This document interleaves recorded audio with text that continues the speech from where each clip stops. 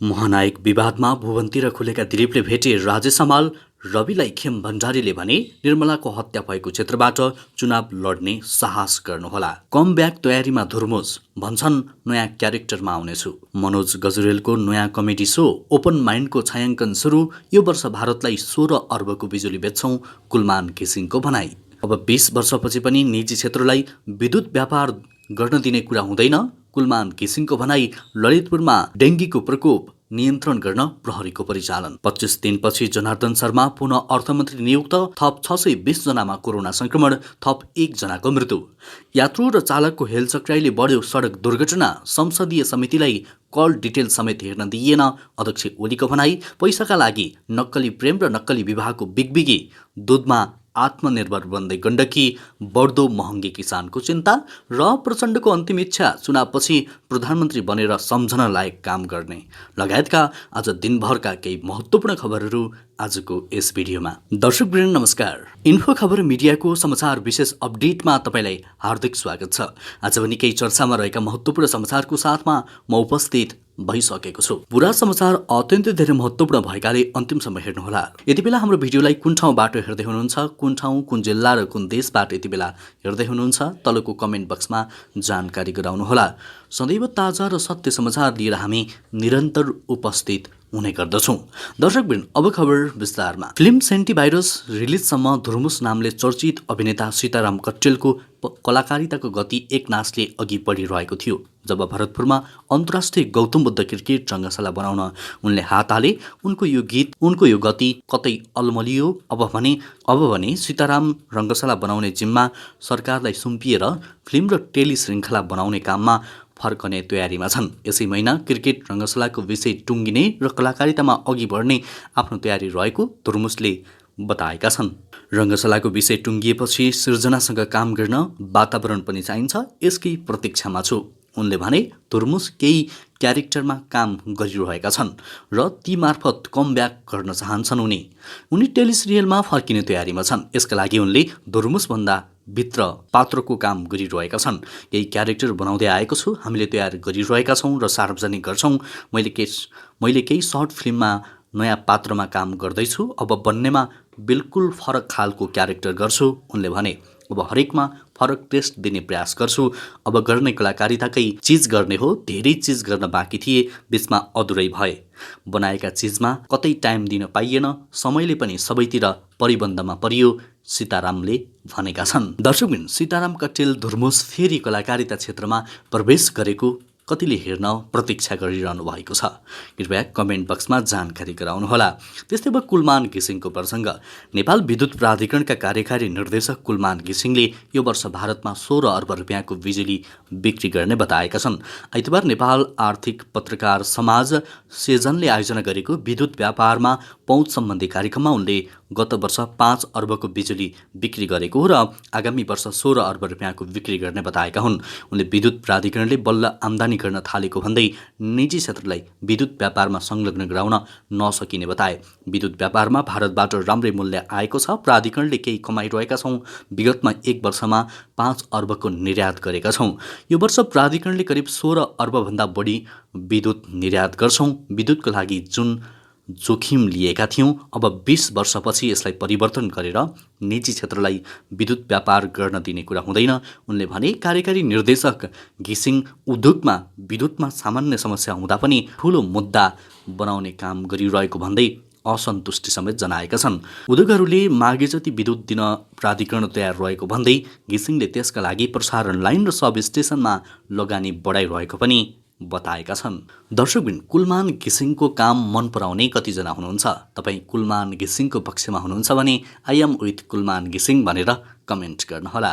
त्यस्तै अब अर्को प्रसङ्ग। जनार्दन शर्मा पुनः अर्थमन्त्री बनेका छन्। प्रधानमन्त्रीको सिफारिसमा राष्ट्रपति विद्यादेवी भण्डारीले शर्मालाई अर्थमन्त्रीमा नियुक्त गरेका हुन्। यसअघि प्रधानमन्त्री शेरबहादुर देउवाले सम्हाल्दै आएको अर्थ मन्त्रालयको जिम्मेवारी शर्माले सम्हाल्ने गरी नियुक्त गरिएको राष्ट्रपति कार्यालयले जनाएको छ। शर्माले आइतबार नै राष्ट्रपति भण्डारीबाट शपथ लिने कार्यक्रम रहेको छ। बजेट भाषणको अघिल्लो रात अनाधिकृत मानिसहरूलाई अर्थ मन्त्रालयभित्र लिएर राजस्वको दर हेरफेर गरेपछि विवादमा आएका उनले अर्थमन्त्री पदबाट राजीनामा दिएका थिए। उक्त प्रकरणमा छानबिनका लागि संसदीय विशेष समिति गठन भएपछि उनले राजीनामा दिएका हुन्। त्यस्तै अब सडक दुर्घटनाको प्रसङ्ग। नेपालमा सडक दुर्घटनामा वर्षेनी करिब 2500को ज्यान जाने गरेको छ। 10औं गुणा घाइते र हजारौं अपाङ्ग हुनुले कहाली लाग्दो छ। यातायात सेवालाई सुरक्षित बनाउन ठोस, सार्थक र नतिजामूलक पहल भएको बताए पनि परिणाम विपरीत गतिमा बढ्दो छ। आश्चर्य त के छ भने पढे लेखेका र ट्राफिक व्यवस्थापन बुझेकैहरू दुर्घटनाका कारक बन्ने गरेका छन्। सडक दुर्घटना सम्बन्धमा गरिएका अधिकांश अध्ययन, विश्लेषण र समीक्षाहरूले सवारी चालकको लापरवाही, तीव्र गति, यान्त्रिक गडबडी, सडकको अवस्था दुर्घटनाका प्रमुख कारणहरू उल्लेख गरेको पाइन्छ।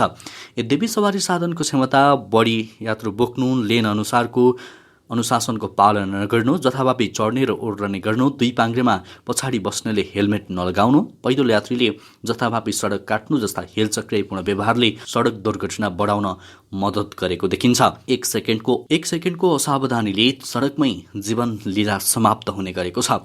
अनुमति बिना सवारी चलाउने, नक्कली सवारी, अरूको सवारी अनुमति प्रयोग गरी सवारी चलाउने, जथाभावी सवारी चलाउन तम्सिने, दुई पाङ्ग्रेको सवारीले अनुमति अन्य साधन चलाउने जस्ता विकृति अभ्यास बाक्लै हुने गरेको तथ्याङ्कले देखाउँछ।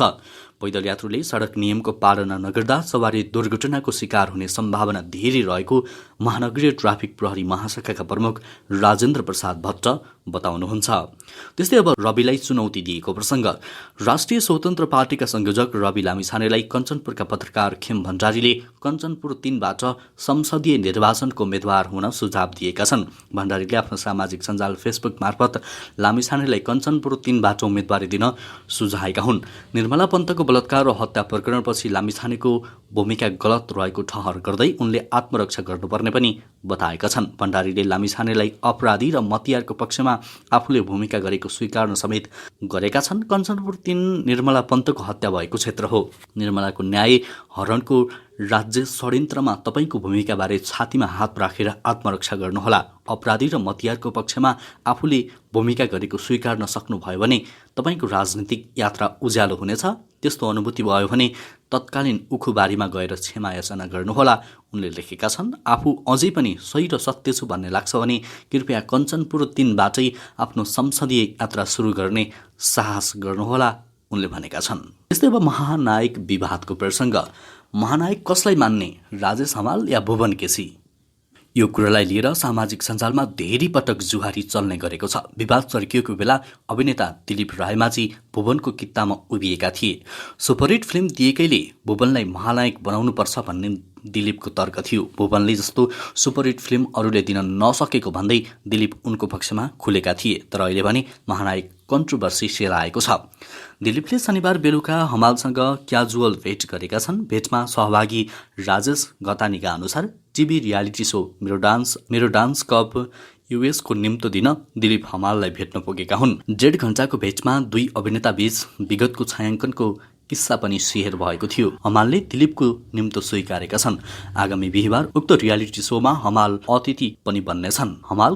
हमालसँगको भेटपछि दिलीपले तस्विर सेयर गर्दै क्याप्सन लेखेका छन्, तपाईलाई दाजु भनेर बोलाउँदा गर्व महसुस भएको छ। त्यस्तै अब झोलुङ्गे पुलको प्रसङ्ग। नेपालकै अग्ला र लामा पुल तथा साहसिक पर्यटकीय पूर्वाधार रहेको पर्वतमा आगामी वर्ष 2078-79मा 14वटा झोलुङ्गे पुल निर्माण भएका छन्। जिल्लाका विभिन्न पालिकामा रहेका साना तथा ठुला खोलामा ती पुल निर्माण गरिएका हुन्। झोलुङ्गे पुल निर्माण भएसँगै स्थानीयवासीको दैनिक जीवन सहज बन्दै गएको छ। पुलको व्यवस्थाले वर्षायाममा बढेका खोला वारपार गर्न जोखिम मोल्नुपर्ने अवस्था अन्त्य भएको छ। पर्वतका 4 पालिकामध्ये कुस्मा नगरपालिकाभित्र 3, मोदीमा 2, महाशिलामा 2, बिहादीमा 1 र पैयुँ गाउँपालिकामा 1वटा पुल निर्माण भएका छन्। गत आर्थिक वर्षमा कुस्मामा निर्माण भएका पुलमध्ये वडा नम्बर 2 को खुर्कोट स्थित खहरे खोला झोलुङ्गे पुल, वडा नम्बर 9 को कटुवा चौपारीमा चिन्ने खोला झोलुङ्गे पुल र वडा नम्बर 3 को दुर्लुङमा बडहरे घाट झोलुङ्गे पुल रहेका छन्। त्यस्तै अब मनोज गजुरेलको प्रसङ्ग। हास्य कलाकार मनोज गजुरेलको नयाँ टेलिभिजन रियालिटी सो ओपन माइन्डको छायाङ्कन सुरु भएको छ। यो कमेडी रियालिटी सोको निर्देशनमा जनक पौडेल रहेका छन्। कमेडी च्याम्पियन सफल भएपछि गजुरेल हास्य विधाकै रियालिटी सोमा फर्किन लागेका हुन्, तर यसको बनावट भिन्न रहेको बताइएको छ। टक सो स्टाइलमा हुन लागेको यो सोमा गजुरेल सहित नयाँ छिमलका कमेडी कलाकार समेत प्रस्तुत हुने भएका छन्। 20 भाग निर्माण गर्ने योजनासहित छायाङ्कन सुरु भएको हो। कमेडी विधाकै भए पनि यो टक सो शैलीमा हुन लागेको हो। गजुरेलले हामीसँग भने दशैं अघि प्रसारण गर्ने लक्ष्य राखिएको भए पनि यो सो कुन टिभीमा आउँछ त्यो निदो भइसकेको छैन। पछिल्लो समय कमेडी सोले एक खालले बाढी नै आइरहेको छ। त्यस्तै अब अर्को प्रसङ्ग, ललितपुर महानगरपालिकामा डेङ्गुको प्रकोप बढेको छ। ललितपुर महानगरमा हालसम्म 37 जनामा डेङ्गी पुष्टि भएको छ। डेङ्गीको प्रकोप बढेपछि नियन्त्रणका लागि सबै संयन्त्र प्रयोग गरिएको महानगरले बताएको छ। प्रदेश स्थानीय तहका जनप्रतिनिधि, प्रहरी, सिडिओ कार्यालय सबै परिचालन गरिएको छ। भोलिदेखि फेरि लार्वा खोज नष्ट गर अभियान चलाउँदैछौँ। ललितपुर महानगर स्वास्थ्यका शाखाका डेङ्गी फोकल पर्सन डिल्लसरी केसीले भने प्रकोप नियन्त्रणका लागि प्रहरी समेत परिचालन गरिएको छ। 7 जनाको उपचार भइरहेको छ भने अरू निको भएर डिस्चार्ज भएको उनले बताए। उनका अनुसार वडा नम्बर 5 र 15मा डेङ्गीको असर बढी देखिएको छ।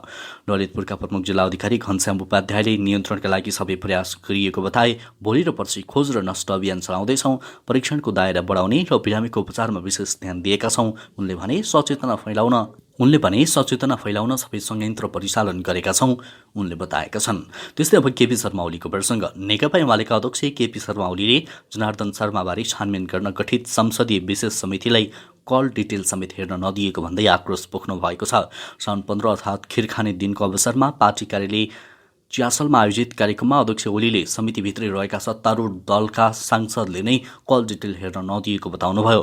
अध्यक्ष ओलीले शर्माको तथ्य बाहिर आउँछ भनेर अर्थ मन्त्रालयको सीसीटीभी फुटेज नै गायब गरेको बताउनुभयो। अध्यक्ष ओलीले प्रधानमन्त्री शेरबहादुर देउवा पनि आर्जु देउवाको भारत भ्रमणप्रति शङ्का व्यक्त गर्दै त्यसमा पनि राजनीति भइरहेको टिप्पणी समेत गर्नुभएको छ। त्यस्तै अब कोरोना अपडेट, देशमा पछिल्लो 24 घण्टामा थप 620 जनामा कोरोना भाइरसको संक्रमण पुष्टि भएको छ भने 1 जनाको मृत्यु भएको छ। पछिल्लो 24 घण्टामा 5846 जनाको नमुना परीक्षण गरिएको थियो। 2651 जनाको PCR र 3195 जनाको एन्टिजेन विधिबाट परीक्षण गर्दा 620 जनामा संक्रमण पुष्टि भएको स्वास्थ्य तथा जनसङ्ख्या मन्त्रालयले जनाएको छ। आइतबार 297 जना संक्रमणबाट मुक्त भएका छन्। देशभर 4567 जना संक्रमित रहेका छन्। त्यस्तै 24 घण्टामा कोरोनाका कारण थप 1 जनाको निधन भएको मन्त्रालयले जनाएको छ। त्यस्तै अब अर्को प्रसङ्ग, सहरीकरणको विस्तारसँगै मुलुकका अधिकांश स्थानमा कृषिप्रति आकर्षण घटिरहेका बेला गण्डकी प्रदेश भने दुधमा आत्मनिर्भर बन्ने अवस्थामा पुगेको छ। पछिल्ला वर्षमा व्यावसायिक गाई तथा भैँसी पालन क्रमशः बढ्दै गएसँगै प्रदेशमा प्रतिदिन 65,000 लिटर दुध उत्पादन हुने गरेको छ। माग अनुसार दुध आत्मनिर्भरताको अवस्थामा पुगेको नेपाल डेरी एसोसिएसन गण्डकी प्रदेशका अध्यक्ष शिवहरि आचार्यले जानकारी दिएका छन्। यहाँको मागको 90% दुध गण्डकीमा उत्पादन हुने गरेको छ। उनले भने पछिल्ला वर्षमा गाई पालनतर्फ सर्वसाधारण आकर्षित बन्दै गएका कारण हामी आत्मनिर्भर बन्दै गएका छौँ। आचार्यका अनुसार गण्डकी प्रदेशमा स्थानीय उत्पादनका अतिरिक्त चितवन, नवलपरासी, कपिलवस्तु र रूपन्देहीबाट दुध आउने गरेको छ। त्यसै अब अर्को प्रसङ्ग, नेकपा माओवादी केन्द्रका अध्यक्ष पुष्पकमल दाहाल प्रचण्डले 70 को नजिक पुगेका छन्। उनले आफ्नो पुस्तालाई उमेरको महसुस गराउँदै नयाँ पिँढीले पुरानो पुस्तालाई विस्थापित गर्न खोजेको विषयबारे व्याख्या गरे। माओवादीको बागमती प्रदेश स्तरीय प्रशिक्षणमा बोल्दै प्रचण्डले एकपटक प्रधानमन्त्री बन्ने र सम्झनालायक काम गर्ने अन्तिम इच्छा पनि सुनाए। आफूले राजनीतिको लास्ट इनिङ हुने उल्लेख गर्दै यो लास्ट इनिङपछि सम्झने गरी देशलाई केही चिज दिने सपना मैले राखिरहेको छु। चुनावपछि आफू प्रधानमन्त्री बन्ने प्रचण्डको सङ्केत थियो। सत्ता गठबन्धन गरिँदै चुनावमा जाने र माओवादी दोस्रो पार्टी हुने उनको ठोकुवा थियो। चुनावपछि आफू प्रधानमन्त्री बन्ने प्रचण्डको सङ्केत थियो। उनले भने हामी त्यसरी जाँदा देशको बागडोर हाम्रै हातमा आउँछ। हामीले एकचोटि देशलाई कसरी विकास, सुशासन र समृद्ध गर्ने देखाउनुपर्छ उनले भनेका छन्। त्यस्तै अब एसीईको प्रसङ्ग, माध्यमिक शिक्षा परीक्षा एसीईको ग्रेड वृद्धि पूरक परीक्षाका लागि आवेदन खुला भएको छ। 2078 सालको परीक्षामा सहभागी भई ग्रेड वृद्धिका लागि परीक्षा दिन चाहने विद्यार्थीले यही भदौ 5 गतेसम्म आवेदन दिनुपर्ने परीक्षा नियन्त्रण कार्यालयले जनाएको छ। विद्यार्थी बढीमा 2 विषयमा मात्रै पूरक परीक्षा दिन पाउने व्यवस्था छ। परीक्षामा सहभागी हुनेले तोकिएको 500 राजस्व तिरी सम्बन्धित विद्यालयमा फारम भर्न सक्नेछन्। परीक्षा भदौको 11 र 12 गतेका लागि तय भएको छ। पहिलो दिन अनिवार्य अङ्ग्रेजी, एउटा मात्रै विषयको परीक्षा दिनेहरूका लागि परीक्षा हुनेछ। साथै 2 विषयको परीक्षा दिनेहरूका लागि कोड भएको विषयको परीक्षा 11 गते नै दिनुपर्नेछ। 12 गते 2 विषयका लागि फारम भरेका विद्यार्थीहरूको ठूलो कोड भएको विषयको परीक्षा हुने परीक्षा नियन्त्रण कार्यालयले जनाएको छ। अमेरिकी राष्ट्रपति जो बाइडेन पुनलाई कोरोना संक्रमण भएको छ। उनका डाक्टरहरूले यसलाई रिबाउन्ड इन्फेक्सन भनेका छन्। राष्ट्रपति बाइडेनमा सबैभन्दा पहिले 21 जुलाईमा कोरोना संक्रमण पुष्टि भएको थियो। उनमा कोरोना संक्रमणको सामान्य लक्षणहरू थिए। त्यसपछि गत मंगलबारदेखि शुक्रबारसम्म 4 पटक गरिएको परीक्षणमा उनको रिपोर्ट नेगेटिभ आएको थियो। तर अहिले फेरि बाइडेनमा कोरोना संक्रमण देखिएको बीबीसीले जनाएको छ। उनले आफूमा कोरोना संक्रमणका कुनै लक्षण नदेखिए पनि आफूलाई आइसोलेसनमा रहने बताएका छन्। बाइडेनका डाक्टरहरूले उनलाई उपचारको आवश्यकता अहिलेसम्म नदेखिएको तर नजिकबाट निगरानीमा राखिएको बताउँदै आएका छन्। हवस् त दर्शकवृन्द, यो समाचार सँगसँगै अहिलेलाई केही चर्चामा रहेका महत्त्वपूर्ण समाचारको सिलसिला यति नै। हरेक दिन बिहानै ताजा र सत्य समाचारको लागि हामीलाई सब्सक्राइब गर्नुहोला।